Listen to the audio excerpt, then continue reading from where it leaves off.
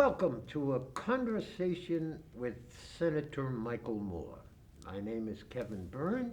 Senator Moore is our state senator representing the 7th Worcester District. No, I'm sorry, 2nd Worcester you. District. Okay, we're not going to repeat. We're not going to. No. Liz, keep going. I knew there was a 7 in there This- someplace. Okay. the communities. 2nd Worcester District, comprising 7 communities plus a portion of the city of Worcester. I'm not going to go through which 7 of them because I always mix it up and I add, Las Vegas and Reno and other places like that. Well, at least they're And warm as places. I said, I'm Kevin Byrne. We haven't done a program since Election Day. Yes, yeah. That actual day, we sat here in the afternoon and said, let's see how this comes out. And is the election over? I was just going to say, Michael, there are a substantial number of people who say, because at the end of the program, we said, let's see, how this turns out. Yeah. And there are still people who say, it hasn't turned out yet, okay? Yeah, Okay. I think it's one of the first times that we've had someone win by 7 million votes and have the other person disputing Right. the whole election. Disputing it, but that too will end, and we will move on. How are you? Very good, thank you. Yourself? Okay, all right. Good Thanksgiving? We had a quiet Thanksgiving, as I think everybody did. Yeah. Virginia and I and Melissa in beautiful downtown Shrewsbury, we sat there. We Zoomed. We Zoomed the kid in Las Vegas, the kid in Philadelphia, and the rest of the family who are in Ithaca, New York. It's a marvelous experience, but I hope we can get out of Zooming Yeah. reasonably soon, okay? Yeah. It's great to see your family, but, Yeah. and Again, my mother's electronic right down the device, street. Michael, how about you? My mother's right down the street, so Okay. my mother came over, my sister, there was like 3 of us sitting at the table having coffee. All And, family, huh? yeah, All family. and- Okay, let me just say, just so everybody can see our pretty faces and that people understand, we are in a studio on Parker Road in Shrewsbury. There are 2 of us in a very cold, chilled, I guess that's what you do when you do television, facility, with nobody here. We have both been COVID tested and we are Clean. about 10 feet apart from each other, okay? So let's just do it between the 2 of us, but let people know that we're not sitting here Yes. without having Yeah. achieved what we're supposed to do, which I wish a lot more people would do, Yes. okay? Yep. When this whole COVID pandemic first started, I can remember doing something on Facebook, and I posted a photo from 4 years ago, Yeah. and people It'd they say, started commenting, "Where are your "Yeah, you got a masks?" and all mask this. Yeah, on," right, yeah. right. So, but actually, and I know this is varying from the topic that we're going to be discussing, but and this is relative to COVID. I'm just working with some animal groups right now that there's a concern. I don't know if you've been following it, but there's some mink farms in the Midwest and in Europe. I think it's Denmark or Finland. They said that. Yeah, that the minks, the fur actually is contaminated with the virus. So they've had to destroy all these minks. So now we're gonna be trying to work on something to see if there's any concern about the minks being imported here, or, can it leap from the minks to another species? It's amazing. Well, it's amazing in, I guess, what in a medical point of view is a short period of time, but, February to now. Yeah. And there is still so much, Michael, that we don't know about this, okay? Now we're gonna have vaccines coming out, okay? And you're hearing from people saying, who's going to get it first, who's gonna get it second? What are the end results of this going to be? Yeah. How are you gonna get, 300 million people? Well, and I think it added to a lot of the confusion where, and I do think for the most part, Governor Baker and everyone's been trying to act reasonably responsible here on science-based Right, exactly. guidelines. But you'll hear the confusion in people when they come back and say, well, back in March they said this, Yeah. and now it's this. Yeah. But science is it's an evolution of the data. Exactly, with a brand new, terrible virus that nobody Yeah, totally so the more we learn understood. about it, the more educated we are on Right, the and effect of it. still, you know, here we are in December, and we're still learning more and more about it, Yeah. really and truly, you know. So, we're gonna do the same quiet Christmas. We'll probably spend it in Shrewsbury with the three of us again, and we'll Zoom our family and then go back down to Cape Cod, where last week, terrible snowstorms here in beautiful downtown Shrewsbury, a lot of snow. Yeah, Saturday. Well, Saturday. actually, it's not as bad as they predicted. No, They- it wasn't. They were first thinking 10 to 14 inches. Oh, God, they were telling it, okay? We were down, after Thanksgiving, Virginia and I went down to our house in Cape. We've been doing this since this crisis started, a week here, a week down there. It's just a change of perspective. There's no place we can go down there or up here, anyway, so, but it's a different house. And we're sitting there, and Melissa, our daughter, who lives in Shrewsbury, right near us, is saying, "Oh, it's terrible here, it's snowing," when the storm was going on, and the wind is blowing, and all that sort of stuff. Virginia and I are looking out, we got a rainstorm, no snow whatsoever, no, but, Well, I thank God that in the morning, we had the rainstorm, it was just Yeah. snow, just rain coming down. Yeah. I was like, thank goodness this isn't snow. Right. And then it never really materialized into Right. that big of the snowstorm that Yeah. predicted. Because I really think if you look at the wetness of it, we It would was have had, very we would have had heavy. a lot of It power was outages. very, That would have very been a heavy, disaster. very, very heavy. And So- Shrewsbury had a bunch of trees down, and Selco did its usual heroic, from everybody I talked to, say, you know, boy, if there was a problem with the power line, something hit it. Even on Elmer Circle, a truck apparently hit one of the wires Yeah. because of the storm thing, I think it was a snowplow. There instantaneously. We are so fortunate in Yes. the town of Shrewsbury, which we have our own municipal power company, electric company. And electric cable. company, Yeah. right. Here, this Yes. is Selco, really, and Yeah. truly, that they're really doing it, okay? That was smart. It was When good. we started this, when we did our first program in a long time on election day, you guys down under the Golden Dome were just, well, you were working desperately on the budget. Yes. And nobody was, but you guys weren't quite sure, or at least we weren't quite sure as to where it was going and what was gonna happen. The Governor Baker, at some point, as is his mandatory duty, puts together a budget and gives it to you guys. I think he gives it to the Senate first, doesn't he? Or No, does- goes to the House Goes first. to the House Yep. first, okay, and he says, okay, these are the numbers, okay? And then there is a discussion and a vote, I gather, in the House of Representatives. Yes. 160 state representatives.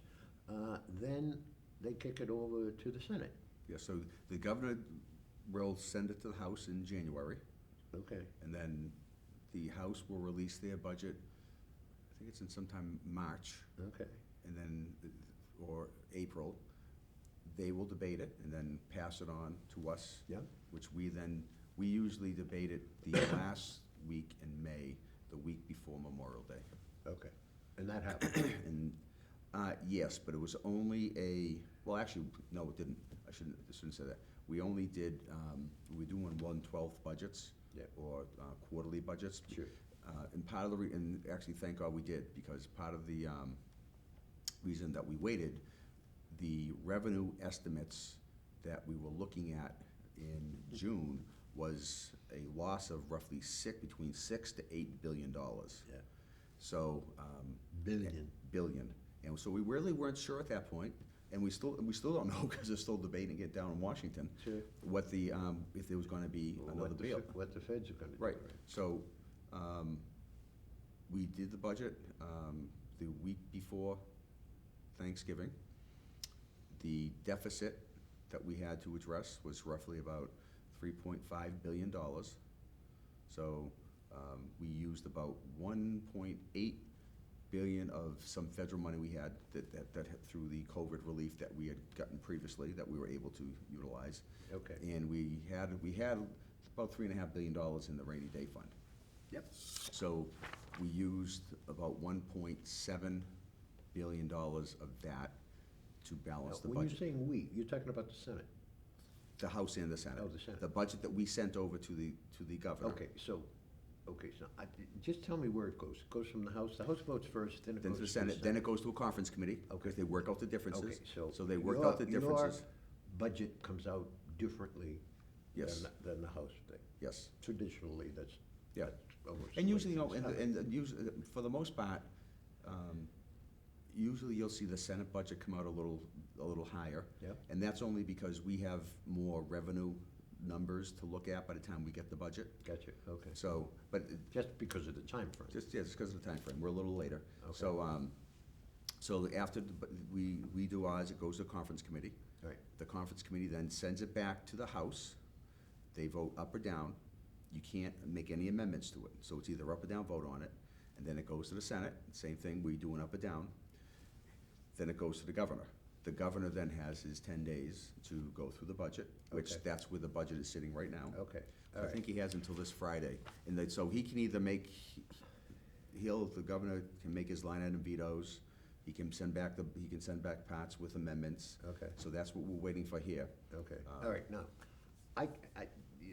your office is wonderful. Shelley and, what's his name, Joe? Who's your Joe. communication? Joe, communication guy, he's great. I ask him for stuff and he sends it to me, okay? And I print it, after he sends it to me. The budget that you folks appropriated and sent to the governor, that's sitting on the governor's desk now, correct? 47 billion. No? I'm sorry, 47, boy, You got seven on your mind I've got a thing tonight. about 7 on my mind. Lucky. Was it dice, lucky Dice, I was seven? Is gonna that- say, okay. dice. Well, there may be, maybe the governor will add another billion there, billion here, billion there, Could okay? throw the sports betting in there. Exactly right. 46 billion, 459 million, 86,942 dollars. I love the end number, $942. I kidded with Liz when I told her the number, and I said, $942, they should have stuck in, to make it look really obvious, stick in, 46 cents or something after that, really, truly. So we're down to $942. So when somebody says, is the budget proposed by the House and the Senate specific, I said, well, it's down to 42 bucks when you come down to the bottom of it, really and truly. A lot of dough, but here we are. Now, as you said, he cannot, this is not an up-down veto by the governor, right? He can pick and choose. Yes, he can line item veto sections. He Okay. can send back This is parts with substantially, amendments. this is a substantially large number, Joe sent me, than what the governor proposed. Yes. Okay? The budget is $700 million more than Baker recommended. And Yes. $350 million more in the rainy day fund. But and- that's not unusual. Even under the Patrick administration, from when I first got elected, Yeah. it's You very guys seldom. come in higher. Yeah, and it's very seldom the governor's budget is Needs yours. consistent with the House and the Senate budget, so, Okay, all right, because there get to be a lot of add-ons in yes, yeah. then, and the rest of it. Okay, so he's got until the end of this week, I gather, is what you're saying. Friday, I think to Friday. Make a decision on Yep, because, what he wants to put in and take out. Now, Because he takes out a big chunk of dough, okay? Yep. Says, okay, this is okay except for X number of dollars, which I want out. Is that it, or does that go back to you people? that will go back to the House, if the House wants to do vetoes, override. Overrides, Right. okay. So basically, So whatever his specific vetoes are subject to, subject to oversight, approval, review oversight. by the House and then the Senate. Okay. But the Constitution restricts the first action to the House. So even if he wanted to, even if the Senate wanted to override, say, 10 of his vetoes, Okay. and the House didn't want to do the overrides, we can't act until the House acts Okay, first. all right, so they get fair shot at it, and Yes. then it And that's the kicks in. same, actually, then that's the same thing if we wanted to do a tax increase. Okay. If there's a revenue package, the increase the House has to initiate it. Okay, And so, then it goes to the Senate. okay. What's your thoughts? What do you think's gonna happen? Well, you know, You don't know? every governor sends back the budget with vetoes. It's gonna veto something. Yeah, and you know, a lot of it, they know when they're sending it back, that there's gonna be overridden. Right. Okay. If the House and the Senate put a budget together and they think the budget's balanced, Right. and we think this is the appropriate way to spend the money, most likely we're going to do the overrides. Okay, all right. It's an interesting override process. We always, you know, look at our federal House and Senate and how close everything is in the Senate and the rest of it. It's very interesting. After this recent election, the House now has, well, 160 state representatives, of which Hannah Kane is ours here Yes. in the community of Shrewsbury and a piece of Westboro.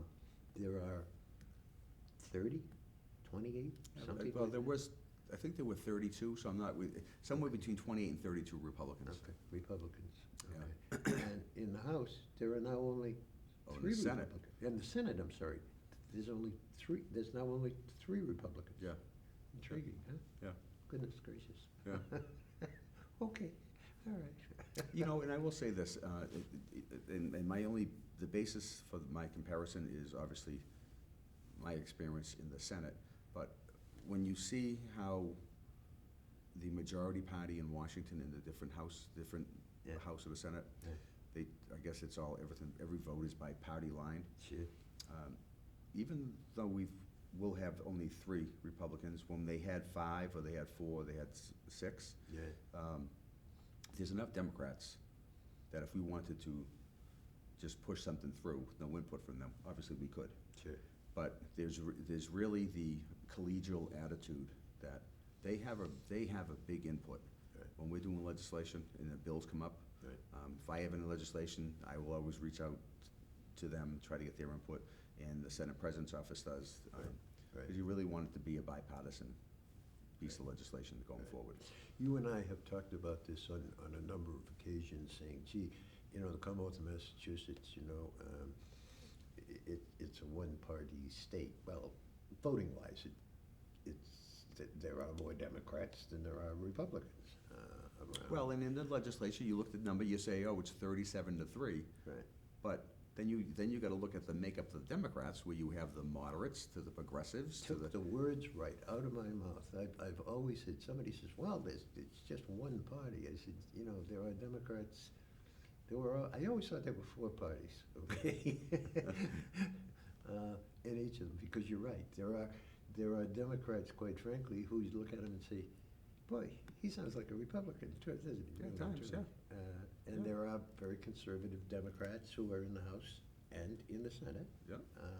And the same way there are moderates and there are liberal Democrats and the rest of it. So When I first even got- though it's one part, even though, you know, it's one collective name, Democrat, okay, it's substantially. Oh, there were times when we've had caucuses Well, look at, just to see the arguments between us. Sure, sure. Taking Well, place. I mean, there's an issue that you and I are gonna talk about in just a few moments, which is this police reform bill Yes, that just yep. came out, came to the House. And I'm going to say, I saw the numbers at one point, 90 out of 160 or 157 Yeah. or however many there are. It was, I think, 97 for and 50. 90, I think it was 92 in favor, 67 67 against, opposed, right. which the importance of that Right, to sustain a gubernatorial veto, 2/3. you need 2/3. Right. So actually, if the governor sends back any vetoes as part of this police reform, Yeah, if those 67 who voted against sure, the bill maintain their negative vote, yeah, then the governor's vetoes will be sustained. right, right. And that means it does not go to the Senate. Now, the Senate, the first vote that took place back in June, it was 30-7. Right. There were seven of us that voted against it. And there were 3 that voted present. Right. This past, the conference committee report that came out, the vote was actually, the noes increased. It went from 7 to 12 people against it. Yeah. So it was 28 to 12. We, I shouldn't say we, but it was 2 votes shy.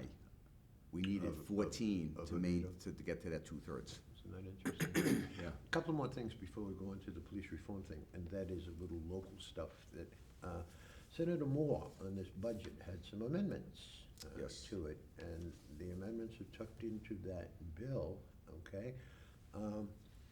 Again, thanks to your office sending me this information, $50,000 expended for the Center for Autism and Neurodevelopmental Disorders at UMass Memorial. Yes. Good for you.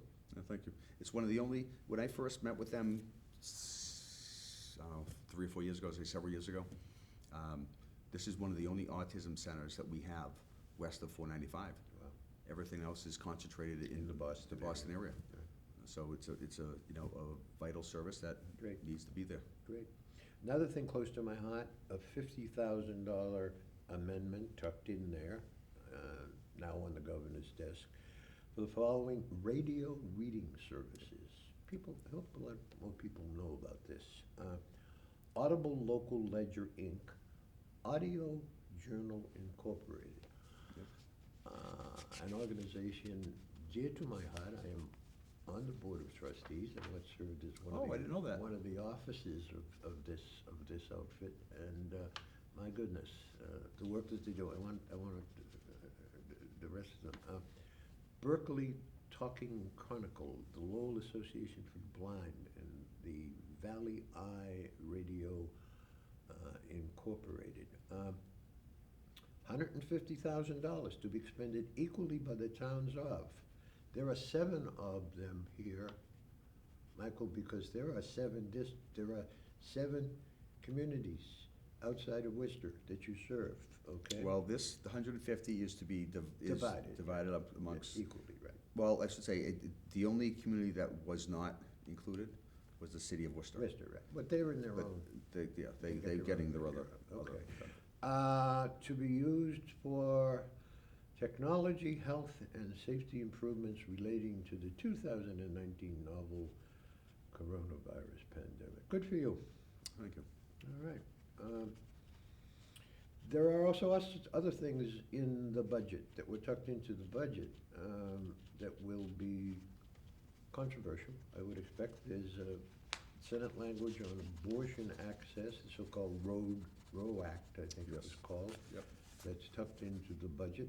And actually, another one that's in here that I was not the lead sponsor, but I was one of the sponsors on the bill, and it's actually supported by Mothers Against Drunk Driving. Oh, yeah, Is the ignition interlock device. For first Yeah, offense. for first offense. Yeah, good. It was actually, when we were looking at this, Massachusetts, the first offense, you can't utilize this type of technology. Right. Other states, the first offense you can. Yeah. In Massachusetts, the second, and third, and fourth offense, you can utilize it. Right. To me, I look at it more like the first offense, you should be able to Yeah, utilize it. maybe there and wouldn't be it's- a second or a Yeah, third. yes. So this is something that made it through the budget. It's gone to the governor's desk, so hopefully this will be supported. Son of a gun. But that's something that isn't automatic. It's basically something I assume that a judge or Yes, yeah, somebody yeah, would yeah, determine. like Connecticut has this program too for the first offense. Right. But you have to, also, the judge also has to allow you to go to the alcohol education class. The program, right. The program. Yeah. So, Yeah. same thing here. So this is something that would be at the judge's discretion. Right. But, you know, in a time that we're trying to make sure people can maintain their jobs, Sure. get some sort of quality of life, also address their substance abuse issue. Yeah, yeah. At least this is a protection that can hopefully keep them from operating under the influence again. Right, right. But allows them to get to the supermarket. Right, and you know, the last thing we want to do is if someone, Or not be able to drive. right, and if they can't drive and they can't go to work, Yeah. now it's someone now who's going to more dependent upon the state for public assistance, and you don't know how it's going to have a further impact on their life. Right. Okay. I want to talk about the Massachusetts Peace Officer Standards and Training Commission. Yes. An independent state entity composed of civilians to standardize the certification, training, and decertification of police officers. That's the start, and then lots of So other just things. for people to associate this with. Right. Think of the Cannabis Control Commission. Right. It's a semi-independent authority. Right. So that's how this would be. Okay, So that's the Peace Officer Standard Training Commission. okay, all right. Now,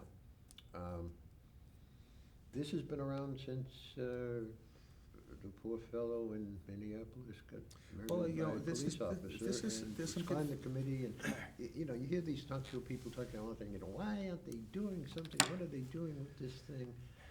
A complex issue. Yes, okay, very, very without complex. question, okay? Liberal Democrat that I am, it's still a very complex. Well, in this, I really hate this, this shouldn't be a liberal, moderate to conservative. This I should, know. this should be It turned about, out to be, though. this should be about justice. That's right. And we're trying to, there's an argument being made that there's not equal racial justice for our black and brown community. But that doesn't mean when we're establishing this commission or this process to hold law enforcement accountable, that we should take their due process and their justice away also.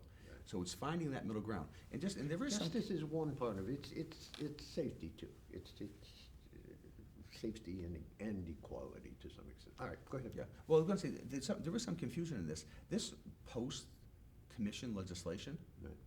this has been filed in the legislature, I wanna say 3 or 4 terms ago. Sure. I've actually worked on it Yeah. with other advocates.